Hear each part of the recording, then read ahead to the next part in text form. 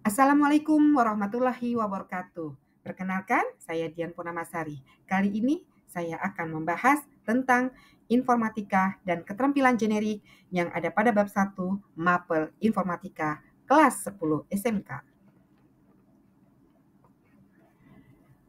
Apa itu informatika? Informatika merupakan disiplin ilmu yang mencari pemahaman dan mengeksplorasi dunia, baik natural maupun artifisial.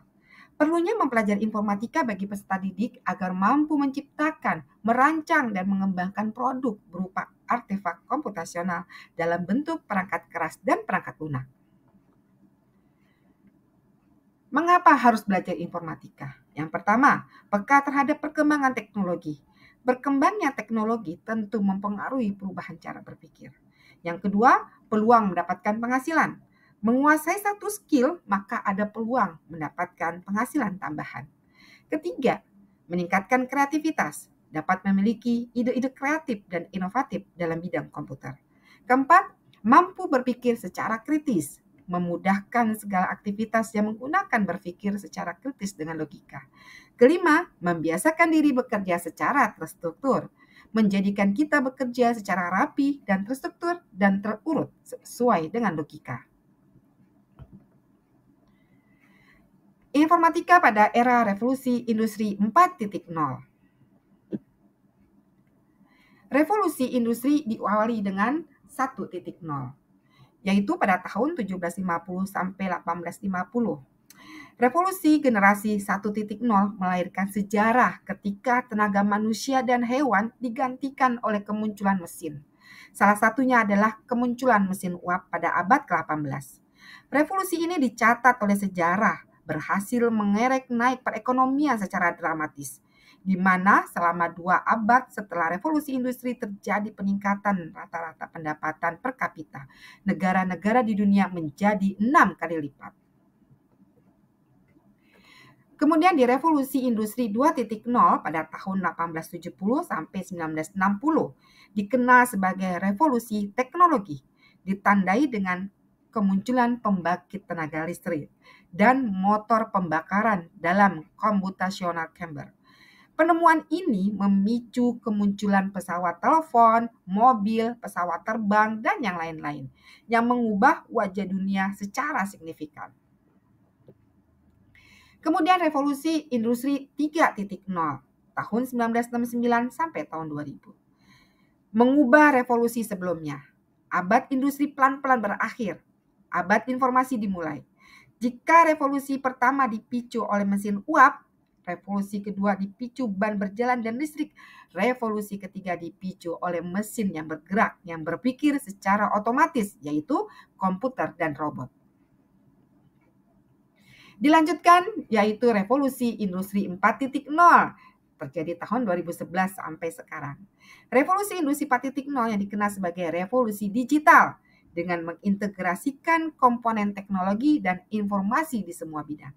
Perkembangan revolusi industri 4.0 ditandai adanya perkembangan teknologi berbasis digital seperti Internet of Things, Big Data, Artificial Intelligence, Cloud Computing, dan Additive Manufacture. Kita coba menguraikan apa sih disebut dengan Internet of Things atau disebut dengan IoT, yaitu merupakan perkembangan teknologi yang melibatkan penggunaan teknologi komunikasi data antar muka pengguna, sensor, pemrosesan data, dan konektivitas. Contohnya adalah aplikasi dengan GIS, Geographic Information System. Kemudian aplikasi sepeda pintar dan aplikasi e-fishery dan masih banyak aplikasi-aplikasi yang sudah diciptakan oleh para IT.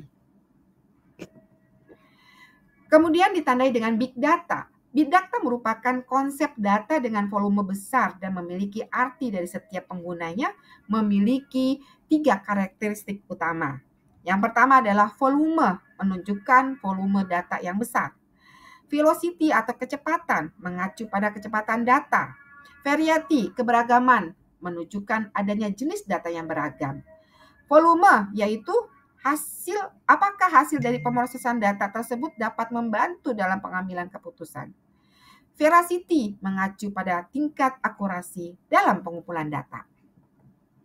Yang berikutnya adalah Artificial Intelligence atau disebut dengan AI, merupakan teknologi komputer yang mengadaptasikan kecerdasan buatan seperti manusia dan dapat diprogram berdasarkan kebutuhan dan keinginan. Contohnya, chatbot, yaitu aplikasi pesan singkat untuk menstimulasikan percakapan dengan pengguna lain layaknya manusia.